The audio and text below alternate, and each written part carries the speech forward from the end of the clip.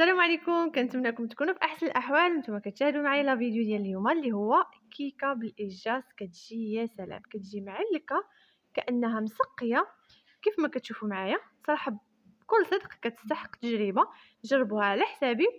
كتجي زوينه صراحه، واكثريه مع كاس ديال العصير. اي نوع ديال العصير كتفضلوه، انا كنفضلها مع العصير. هنا ندوزو للمقادير والطريقه ديال التحضير. هنايا غناخد اي مول بغيتو تحضروا. انا غندير هنا في المقله ديال الحرشه، وغادي ندردر هاد درت معلقه ونص مقسطه من ديك الكاس اللي غادي ندير في الخليط ديال الكيك ورشيشه ديال القرفه باش كتعطينا واحد المذاق صراحه زوين. ندوزو دابا الطريقه ديال التحضير ديال هاد الكيك هذا. عندي هنا 3 ديال البيضات، 2 خنيشات ديال خميره الحلوى فاني، كاس ديال زيت المائده، كاس سكر سنيده اللي نقصت منه معلقه ونص، ومعلقه ديال المربى ديال المشماش اللي هو اللي كيعطينا ديك التعليكه وكتجينا الكيكه كانها مسقيه. صراحه كتجي زوينه بزاف. صافي غادي ندير هاد 3 ديال البيضات، والكاس اللي غناخذوا به العبار ديال الزيت هو اللي ناخذوا به العبار حتى ديال الدقيق، وكاس ديال الحليب. انا زدت نقصت شويه سكر سنيده لان الاجاز او النقاس حلو، غادي تجيني الكيكه حلوه، داكشي علاش نقصت شويه.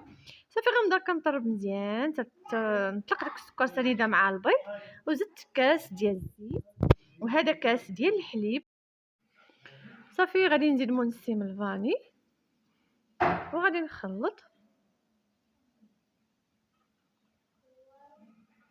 صافي هنا دابا غادي نزيد معلقه ديال مربى ديال المشماش عامره، ماشي بزاف، المهم معلقه عامره.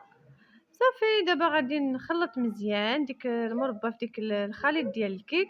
سهله وما فيهاش مقادير كثيره. غادي نخلي لكم المقادير في صندوق الوصف.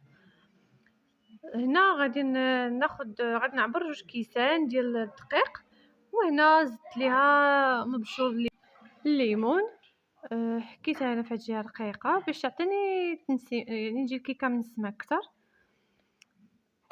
صافي هنا دابا غادي نعبر بنفس الكاس اللي عبرت به الدقيق. غناخد 2 كيسان ديال الدقيق يكونوا مسوحين، وغادي نغربلهم ضروري مع 2 خنيشات ديال خميره الحلوى، كل وحده من فئه 7 غرام.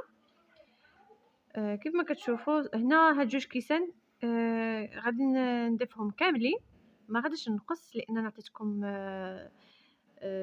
المقادير مضبوطه. صافي هنا غادي نخلط مزيان. صافي وغادي نجيب ديك المول اللي درشيتو بسكر سنيده والقرفه باش كيعطينا التعليكه وكتجي الكيكه زوينه. صافي من بعد ما خلطت هاد الكيك هذا غادي نخليه على جنب، وغادي نجيب المول باش غادي كنتمنى اللي كيشاهد القناه لاول مره ما ينساش يتابونا ويفعل الجرس باش يتوصل بكل جديد.